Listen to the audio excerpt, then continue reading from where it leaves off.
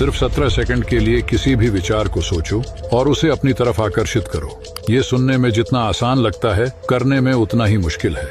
ज्यादातर हम किसी भी अच्छी चीज के बारे में सोचते हैं तो हमारे अंदर एक विरोधाभास बनता है। जैसे कि मैं इस एग्जाम को पास करके एक अच्छी नौकरी पाना चाहता हूँ, तो ये एक इच्छा है, लेकिन ये एग्जाम तो बहुत ही टफ है, मैं इसकी तैयारी कैसे करूंगा, तो ये एक विरोधाभास है। जब भी हम किसी चीज के बारे में अच्छा सोचते हैं तो तुरंत ही कुछ ही सेकंड में एक विरोधाभास पैदा होता है। जैसे ही हम किसी इच्छा को प्रकट करते हैं तो तुरंत ये विरोधाभास उस पे पानी फेर देता है। अगर 17 सेकंड के लिए आपकी इच्छा और आपकी कल्पना में ऐसा कोई भी विरोधाभास नहीं आता है तो आपके उस विचार में एक ऊर्जा पैदा होती है। अगर 17 सेकंड तक आप उस विचार को बिना किसी विरोधाभास के ध्यान बनाए रखते हो तो तुरंत ही उसी वाइब्रेशन से मिलता जुलता एक और विचार बनता है। और जब दो समान वाइब्रेशन के विचार ऐसे आपस में मिलते हैं तो उस विचार की वाइब्रेशन एनर्जी कई।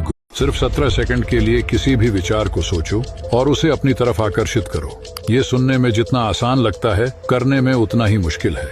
ज्यादातर हम किसी भी अच्छी चीज के बारे में सोचते हैं तो हमारे अंदर एक विरोधाभास बनता है। जैसे कि मैं इस एग्जाम को पास करके एक अच्छी नौकरी पाना चाहता हूँ, तो ये एक इच्छा है, लेकिन ये एग्जाम तो बहुत ही टफ है, मैं इसकी तैयारी कैसे करूंगा, तो ये एक विरोधाभास है। जब भी हम किसी चीज के बारे में अच्छा सोचते हैं तो तुरंत ही कुछ ही सेकंड में एक विरोधाभास पैदा होता है। जैसे ही हम किसी इच्छा को प्रकट करते हैं तो तुरंत ये विरोधाभास उस पे पानी फेर देता है। अगर 17 सेकंड के लिए आपकी इच्छा और आपकी कल्पना में ऐसा कोई भी विरोधाभास नहीं आता है तो आपके उस विचार में एक ऊर्जा पैदा होती है।